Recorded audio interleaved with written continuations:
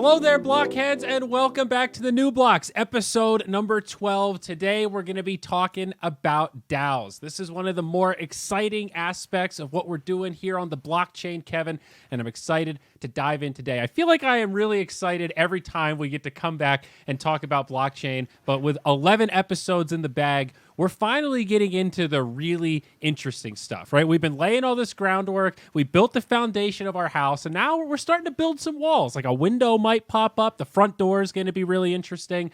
I think this is where the rubber meets the pavement. Yeah, I agree. If you've by chance missed our episode about blockchain, our episode about Ethereum, or our episode most recently about smart contracts, I encourage you to go back and check those out. Those are sort of the fundamental important building blocks that were necessary to get humanity to a point where we can build something interesting like DAOs. So what is a DAO? A DAO is a decentralized autonomous organization.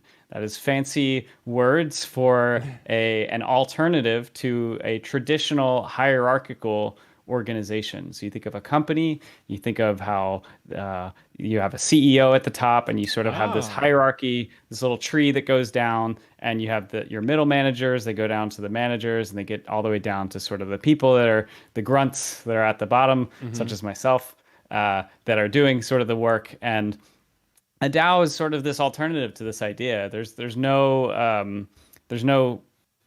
hierarchy here, and DAOs are new to the crypto world because of the properties that blockchains have given us to create this idea of rules without rulers, or without central third parties, these people that have all the control. I see. So we're back to this rules without rulers kind of concept. And I think we talked about this a lot in the last episode about smart contracts, and sort of tactfully tried to explain the importance of smart contracts before the DAOs episode, because the two are pretty interlinked, right? The concept of a DAO is really only made possible by the technology that we have in the smart contracts. Yeah, that's correct. Yeah, I mean, all of this stuff builds up over time, without a mechanism to propagate money around, you can't really have an organization that doesn't have any concept of a hierarchy. We need these building blocks that sort of allow us to build new and innovative things. So DAOs are a very new idea. But they sort of come from very old examples. So if you look at nature, you can kind of see a lot of what would be kind of an equivalent to a DAO. Ant colonies and beehives are a good example here. They have this property called stigmergy, which is this method of indirect coordination. So if you think about how an ant colony works, there is the queen ant. But the queen ant isn't telling these individual ants all of the things that they need to be doing. Ants are kind of wired. They have these algorithms built into them, into their DNA. And so they go through these little routines that you could think of as kind of like an algorithm, where they'll go into a room in their nest, and they'll count how much food exists in there, and determine whether it makes sense to go get more food or go dig out a new room to store food. They'll sort of do similarly, counting eggs to determine if it makes sense for the queen to continue breeding or not. These are just kind of examples in nature of very complex collective organizations that have no concept of hierarchy, and they still thrive and do well. I feel like I've got a totally different lease on Sim Ant. I've spent a lot of hours playing that game, but I don't know if I was... I don't know if I've ever met anyone else that played Sim Ant. Yeah, I mean, it's been a lot of years, but I don't know. Maybe I wasn't strategizing right. It's interesting to think about the way these sort of autonomous creatures like ants operate in these highly complex yet generally sort of flat lack of hierarchies is pretty interesting. I never really framed it that way. Yeah, and it's really just this idea of kind of a distributed, coordinated group that is able to adapt to changing conditions, food supply, and just really the environment that it's in. I think a lot of times when you hear people talk about DAOs in the crypto world, you'll hear them kind of make a lot of analogies to organisms, because that's really at a very, very high level, that's what it kind of acts like. Another example of a DAO in the human world is really any sort of self-organizing internet group or large movement. You think about Occupy Wall Street. There wasn't really a leader to that movement. It was sort of an emergent thing that occurred, and that maybe there was people with more influence than others, but there wasn't a concept of a hierarchy. It was kind of just this thing that happened. Mm-hmm. It reminds me, I mean, wasn't the Boston Marathon sort of like that? When before they had identified the perpetrators, Reddit played a big role, and I don't know if they might have misidentified some people now that I'm remembering the story and saying it out loud. So maybe an example of how that power can be wielded maybe in the wrong direction, but that's another example of there was no management there. That was just a sort of a phenomena that took hold because everybody was motivated and had this sort of shared desire to figure out who the person was, right? Yeah, exactly. Yeah, I mean, it's any group that can really rally behind an idea doesn't really need to be told exactly what to do. They just know that they're passionate about something, and they sort of act on their own. So closer to more recent DAOs, you can really think of Bitcoin as a DAO, because there is no leader, there's no controller, there's no one that really has the power to say what Bitcoin should be doing. There are, core developers that write some of the code. There are miners that run the hardware. There are users that decide that it's money and use it and hold it. But none of these individual groups has the power to sort of sway the entire thing. If the core developers decided that they wanted to remove the 21 million cap, the miners and the users would be like, no, that's the whole point. Like, we're not going to accept your new version of the software. We're just going to keep using the old one. And similarly, if the miners sort of did a revolt, the users and the core programmers, they can switch to proof of stake. They can find miners that do want to mine for it. So there's not a single person or group that is really in control of Bitcoin. And in that way, it's similar to a DAO. It's a more distributed power dynamic, right? That normal organization that you talked about, it's like CEO board have a lot of power, middle managers have kind of a little bit of power, and then the folks that are on the bottom that actually execute, although collectively hold all of the power because they actually do the thing that makes the thing in the business. Individually, they don't really have much power or decision-making prowess. But the kind of systems that you're describing, it's more like a balance of powers sort of set up across these major parties that are all reliant on one another to make the system operate. That is, as we keep saying, the game theory of it. Yeah, that's right. So finally, that brings us to what I'm calling smart contract DAOs. And this is like really the first instance of what people refer to now when they talk about a DAO. And so in 2016, after Ethereum launched, there was this experimental organization smart contract thing that people gave the name the DAO, the Decentralized Autonomous Organization. I hate that name. That was actually the worst name possible. Even as somebody that's followed this, I remember when the DAO was announced, and I remember the first time I read the Ethereum website, and I remember thinking, governance. But what would I ever actually use this for? What am I going to turn my LLC into an Ethereum company? Nah, that's never going to be a thing. So you're learning about, okay, decentralized autonomous organizations. And then you start reading about the DAO. It's like, wait, what is I thought it was a DAO. That DAOs are just a thing that can exist. What is the DAO?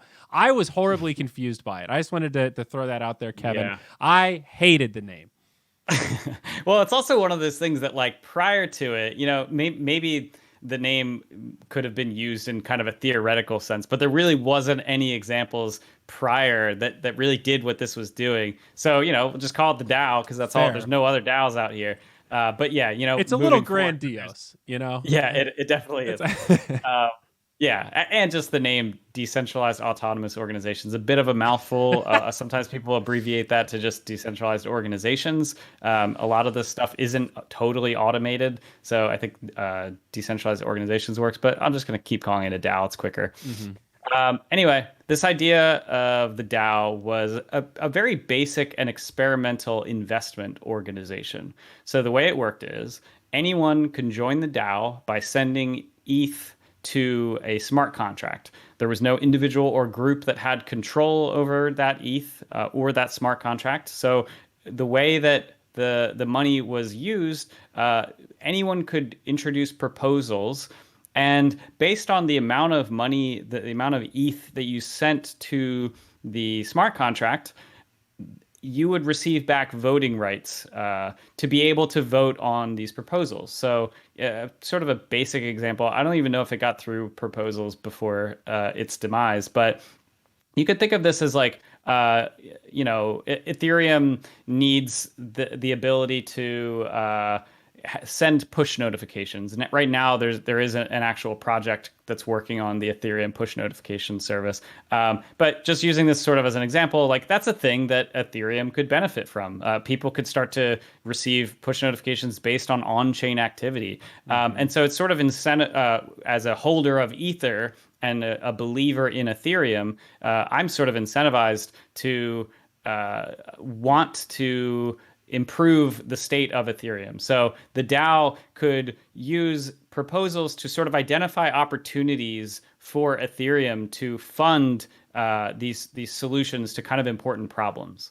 Okay, so it's basically like a DAO government, sort of like, hey, we got this land, we need some roads. No one person should own the roads, so we're going to make this group, and you're going to give us some money. In our world, it's taxes. In the DAO world, it's donations, whatever. It's stake to be part of the DAO. But essentially, that's what it is. We're building kind of public goods that we all have an incentive to benefit from. Hence, we all have an incentive to voluntarily pay a tax into. Maybe one way you could look at it, right? Yeah, yeah. And I think similar to a lot of important innovations in history, think about like humanity's first rocket.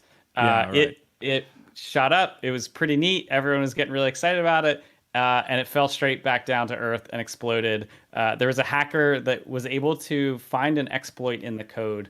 A new type of bug, because again, blockchains Code is law, though, son. So what are you gonna do? So what occurred? 3.6 million ETH was pulled from the smart contract, and this was a very big problem for Ethereum. So the Ethereum Foundation and sort of like the core developers and Vitalik, the founder, they introduced this proposal to fork Ethereum, create a new version of it, and remove that transaction, because if that had persisted, it was a very large portion of the total supply of Ether on the network. And it would have been really problematic if you're trying to build a decentralized network, if a single actor holds a huge portion of the ETH, and it was just, a hacker that got away with it. Yeah.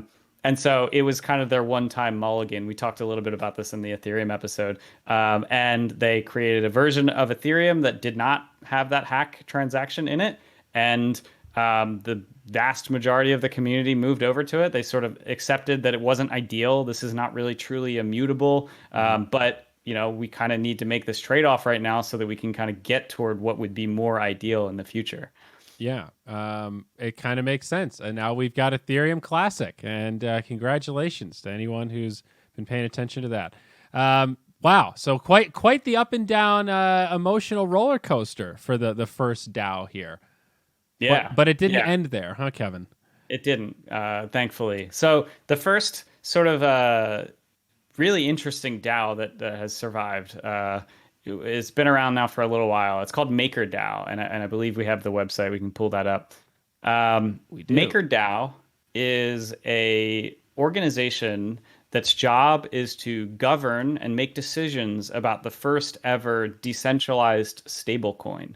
We're going to do a whole episode about stablecoins, but the idea here is that we're building this new financial system. Wouldn't it be nice if we also supported the currencies from the old financial system? Something like US dollar, it's the most used currency in the world. Would be kind of neat if we had the ability to use US dollar on Ethereum and do it in a way that doesn't require trusting central intermediaries. So it created this mechanism called DAI that is the stable coin.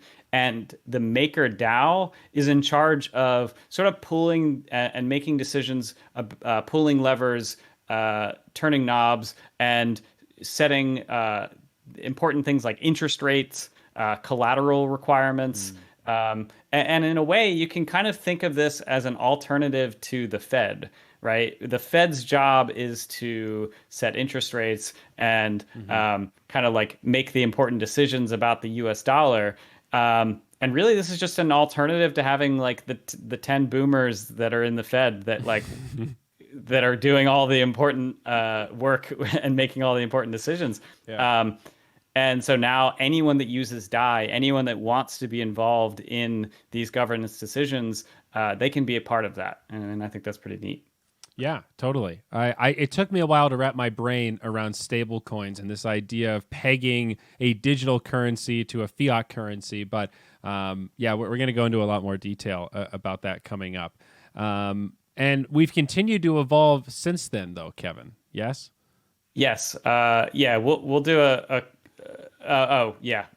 in terms of the next DAOs that came, I think we started to see a lot more sort of taking the ideas that existed and improving upon them. So Moloch DAO is a commonly forked DAO. So a lot of people have kind of taken the original one and made their own versions of it. And it's very similar to the structure of the DAO in that it sort of exists as an investment DAO for governing around the proposals, making decisions, but it introduced some new ideas.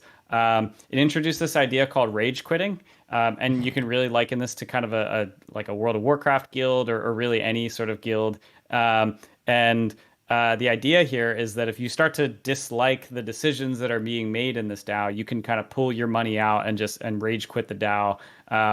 And yeah, it just sort of new ideas that were getting stacked on top of other ones and building out more interesting DAOs. This is like rage quit in a good way, though, in the sense that you're not leaving your collateral on the table, but you can rage quit and walk away with what you put on the table rather than being locked into it, right? So it's like this is a user kind of boon here, which it's funny now because we've come so far since then still, as we're going to go through even more DAOs that have developed. But it's wild to think of that as like this crazy innovation. Like, what if you weren't just locked into this thing like a CD?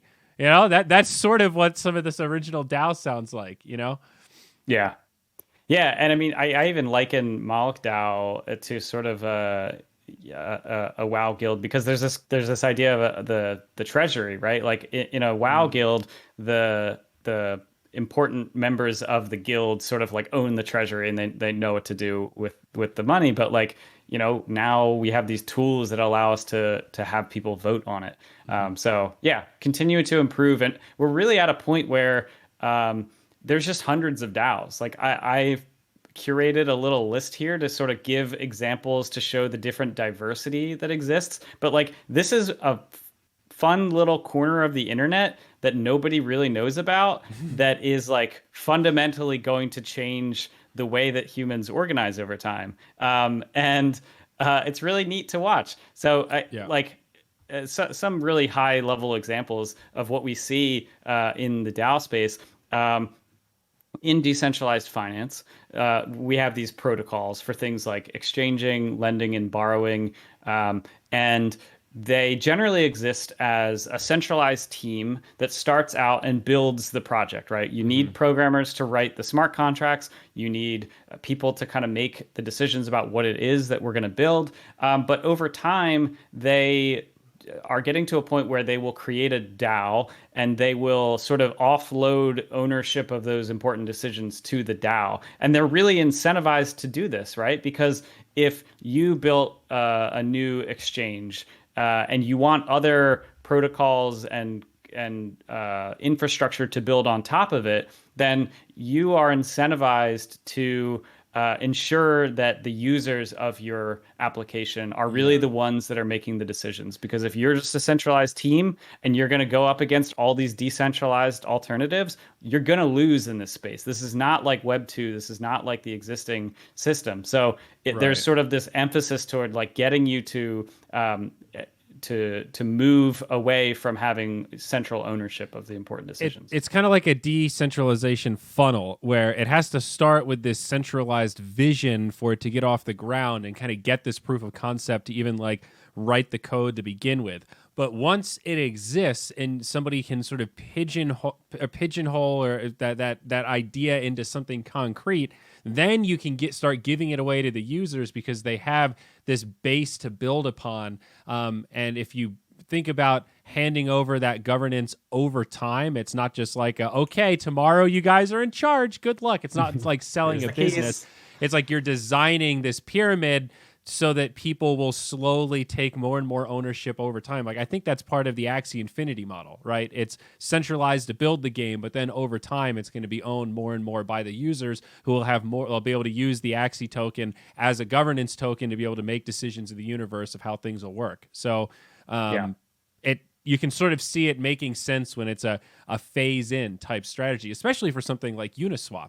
Wasn't that like kind of the meme around Uniswap when they were sort of forced to issue a token because a competitor came in, copied what they did, issued a token that paid better than what they were doing. So they sent out a token, and the way they did it was anybody who had used Uniswap, they gave them like 400 Uni tokens, I think it was, right? Yeah. And the joke was that Uniswap did a stimulus check better than the American government did.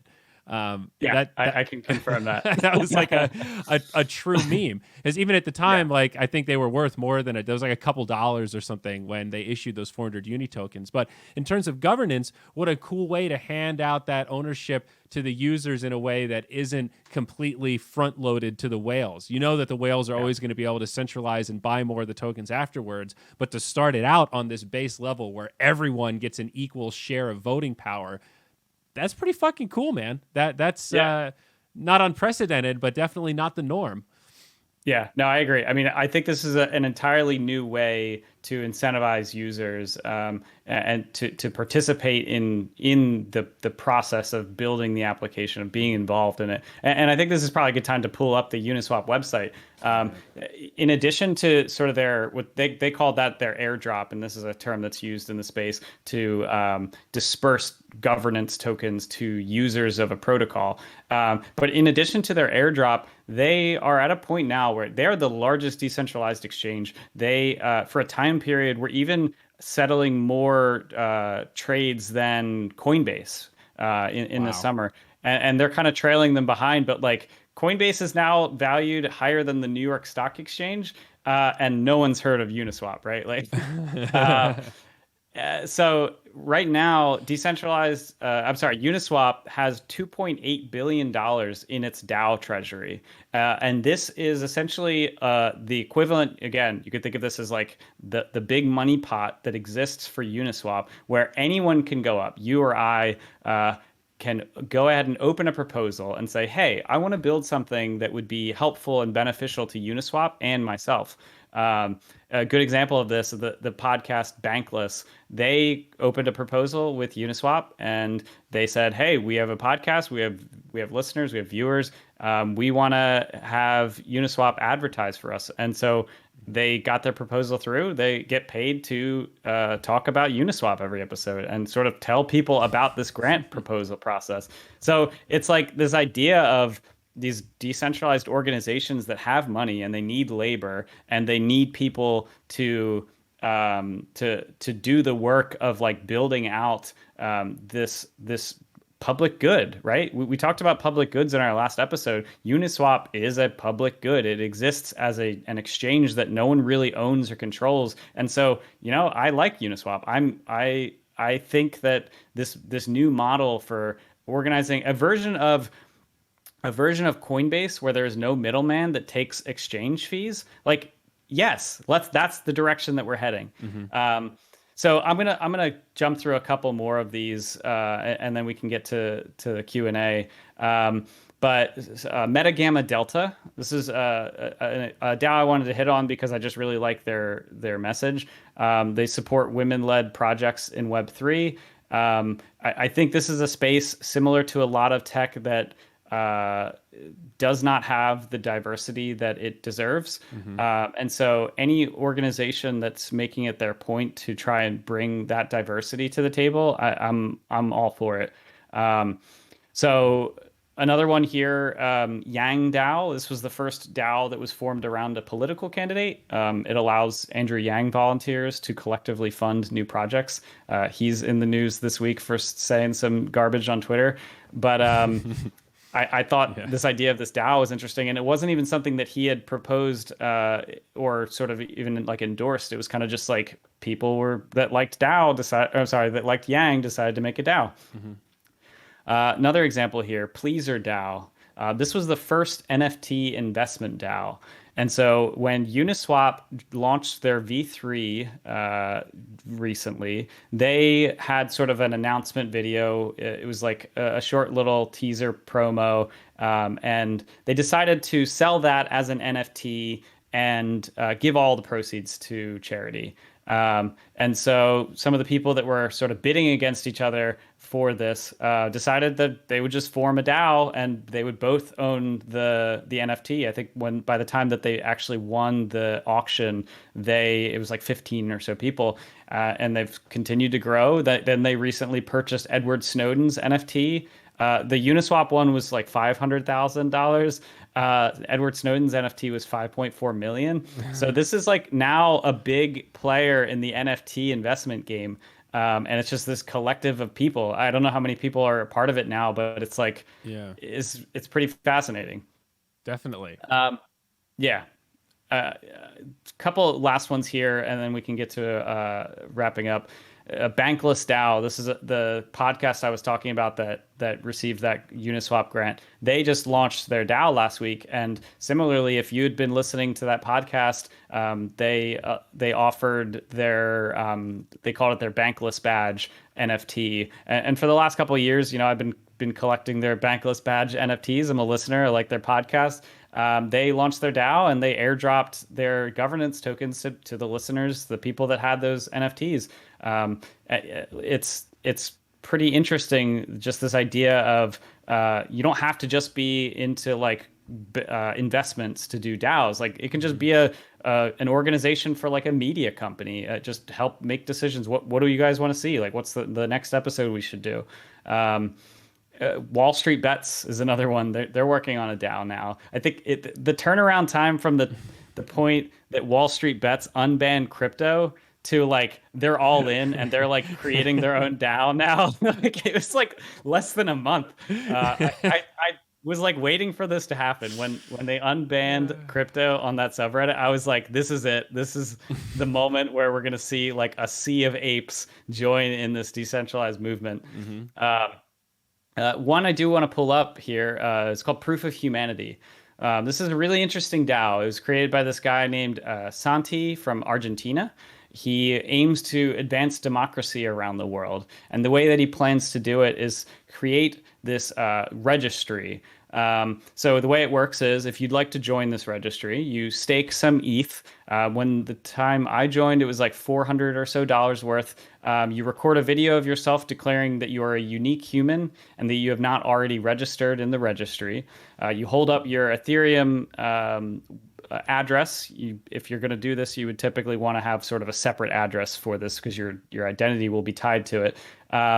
And existing members can vouch for you and or reject you if you're found to not meet the rules of acceptance.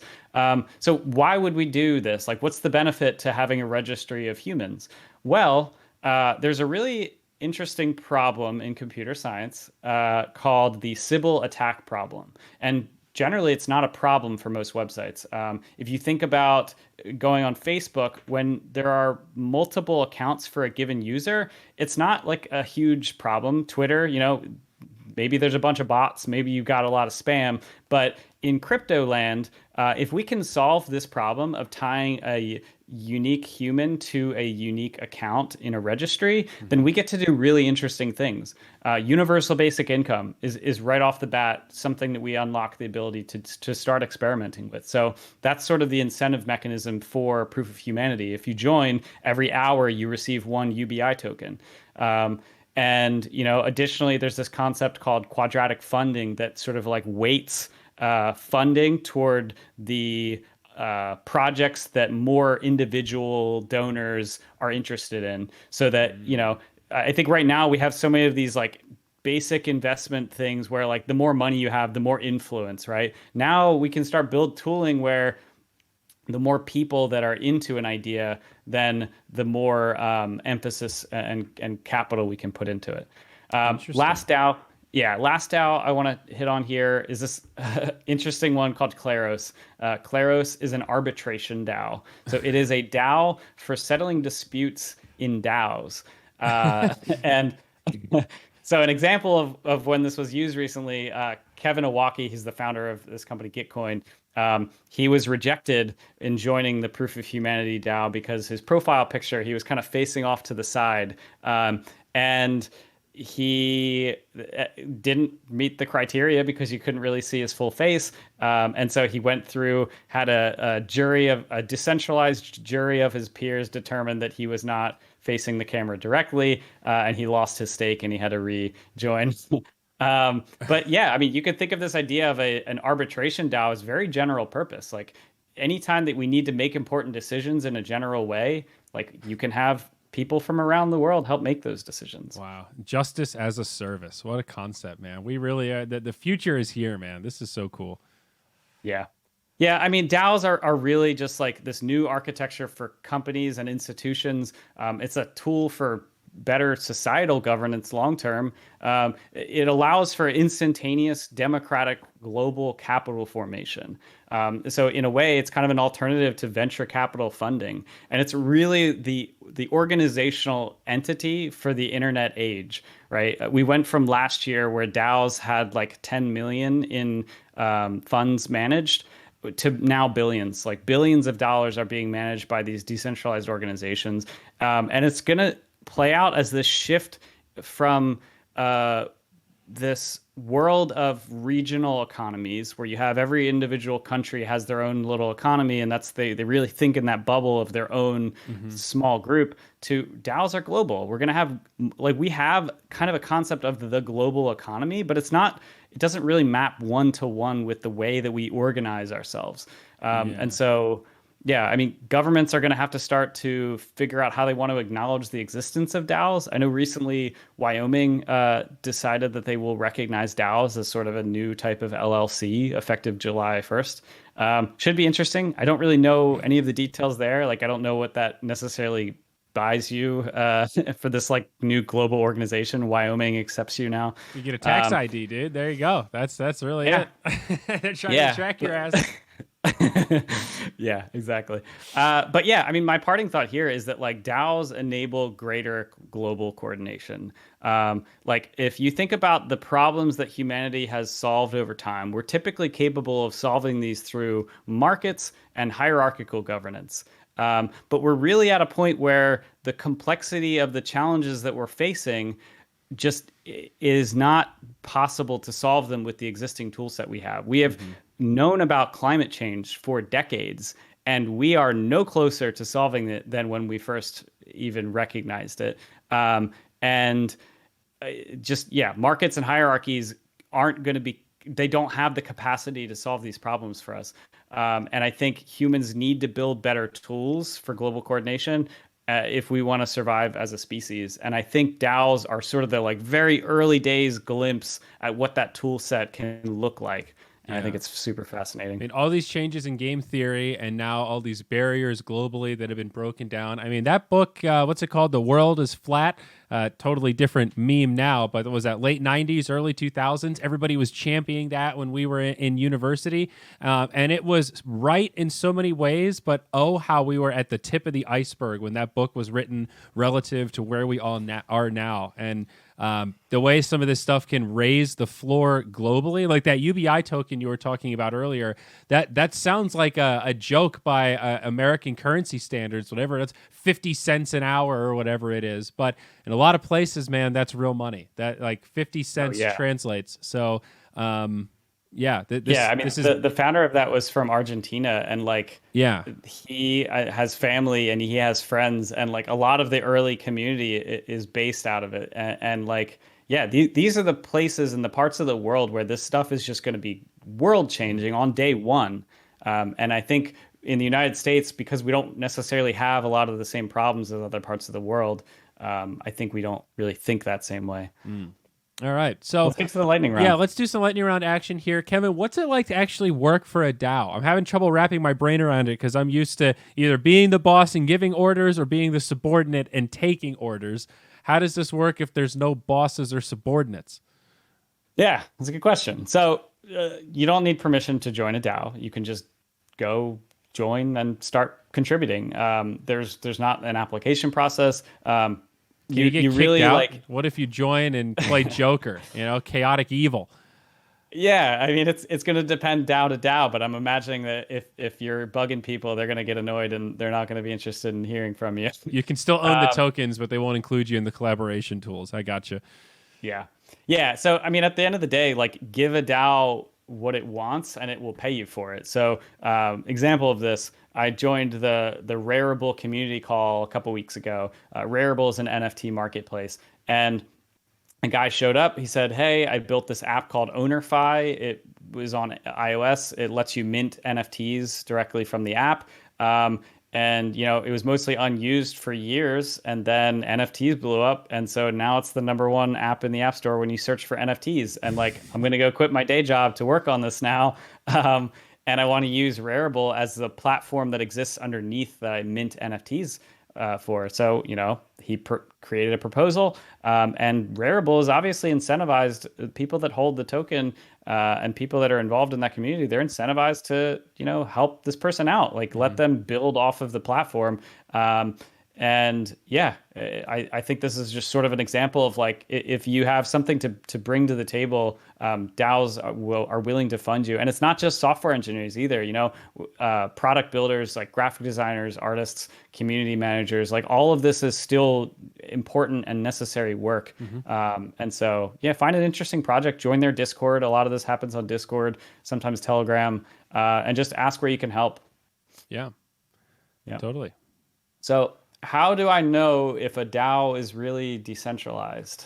Yeah, I think we touched on this earlier a little bit. It's all a spectrum of decentralization. And like anything else, blockchain, DAO, just by nature of it being a DAO doesn't necessarily mean it's structured in a way that's totally decentralized. If it's set up so that half of the tokens are owned by 2 or 3 people and then the other half are open for purchase, well, the decision-making power isn't really equally distributed in the nature of what you'd expect with a DAO. Same with a private blockchain, right? If there's a really big pre-mine and a small portion of people own a lot of the tokens before any of the rest of us have access, that's not really a great decentralized model. So you have to look into the white paper, the nuts and bolts of it, and sort of see how it's structured. Look into the blockchain, read about it, and that'll give you kind of a perspective there, I guess. It's just sort of a change of power dynamics. Yeah, I mean, I think it's, like you mentioned, it's just similar to blockchain, similar to everything in this space, where you can't really just take the name decentralized at face value. You kind of need to look into it a little more. Yeah. So how about these hierarchies, though? I feel like we're almost so negative on hierarchical structures are terrible, and we've gotten really far with hierarchies, right? We've gotten to this point, so. Are they really that bad? Are DAOs really the answers to our problems? What happens if we hand Axie Infinity over to the audience and then they just vote to make the game really easy and not fun anymore? Like what happens there? Can a DAO like act in its own worst interest if they make a mistake? Yeah, it's a great question. I think it's a very common question. Hierarchies aren't really the problem that DAOs are trying to solve. So it's more about the power dynamic that exists. If too much power is centralized in too few actors that are making all of the important decisions, things don't generally turn out in the what's best for the group. This is why we've evolved past kings. This is why you don't generally want to live under a dictatorship. But the companies are still sort of at a point where like everything, there's only one model, there's one template. And I think hierarchies, the important thing that they provide is this different roles and with that allow for different amounts of engagement and allow for different amounts of skin in the game, right? I don't think somebody making minimum wage at McDonald's is necessarily going to be incentivized in the same way as like some of the people that have a lot more skin in the game in kind of upper management. This is a weird example because that's kind of a nightmare organization, but I think the important thing here is that like DAOs can produce these same roles, right? Like they can produce roles for different people that have different amounts of engagement. You could still have influence and status, rank, reputation, experience, and clout within DAOs. And so what it really is it's this move from this power dynamic of power over to a power dynamic of power with. And what I mean by that is when there's this dynamic of a manager-managee relationship, that's power over. Like it's really whatever the manager says goes. Power with is more of this community-based, like we're all in this together. We're all incentivized in the best interest of it. And yeah, you can still have the positive benefits of hierarchies, and to some degree, like DAOs in themselves still kind of have a resemblance structure to hierarchies. If there is sort of a centralized team that still owns a big portion of the DAO tokens, but yeah. Hierarchies aren't necessarily like the problem. I think it's more so like the outcome that hierarchies tend to produce is the problem. It's sort of a socialist dream, though. The way you frame it like that, like allowing sort of a socialist framework to work in a way that still interfaces with a capitalist system. I mean, maybe we could do a whole podcast on the economic theory behind some of this stuff, but wow. That's. I mean, I think I really do think at a high level and longer term, this movement is taking us to a place where we can take some of the good ideas from bucket A and some of the good ideas from bucket B and figure out like a new version of a system that, we're not stuck with just like hardcore late stage capitalism as our only real option for moving forward. Yeah, totally. So last little question here, like where can I learn more, dude? This is super fascinating. I'm sure people have pontificated on DAOs beyond the 40 minutes we've done here. What's the next step to go deeper? Because I gotta know, I gotta do some reading before bed tonight. Yeah, I mean, so first off, a lot of this is incredibly new, right? The first smart contract DAO was from 2016. So like people haven't even had enough time to write a lot of books or like produce a lot of content about DAOs in general. But so I think I'll link a few Medium articles that might send you down some good rabbit holes. I'm ready for the DAO that documents DAOs, dude. Come on, like let's go. I mean, Giddy up. That's a problem that Giddy exists. Up. Another specific resource, there's a website you can go to called DAO House. It's a directory. It's like a decentralized directory of popular DAOs. And so that you can kind of use that to get a feel for like what is happening in the space. Gitcoin is a tool that allows you to earn income working for the open internet. You can like it in itself, it may not call itself a DAO, but to a degree, like it interfaces with all of these different organizations and these different projects. And it uses what I mentioned earlier, quadratic funding, to funnel grants to different projects. And so if you're not really sure where to start, Gitcoin is a great place to kind of look at where you can earn money just, working for the internet. Couple sort of like infrastructure tools that exist around DAOs. There's DAO Stack and Aragon. These are like low-level software infrastructures for building DAOs. A lot of what we've talked about so far are just kind of like smart contracts where the project might write some specific code for their particular DAO. But DAO Stack and Aragon are sort of trying to figure out like, okay, what can we standardize? What tools can we sort of build that are more general purpose for this new type of organization? And then finally, for like more general thoughts about decentralized governance, there's a podcast called the Future Thinkers podcast I highly recommend that kind of digs into this at a high level. DAO Stack, the company I just mentioned, has a free ebook called Decentralized Thriving. It's a collection of essays that most of which are pretty good. I think you sent that to me a long time ago, and I put it on my tablet and never read it. Maybe I should revisit. It's all good. Yeah,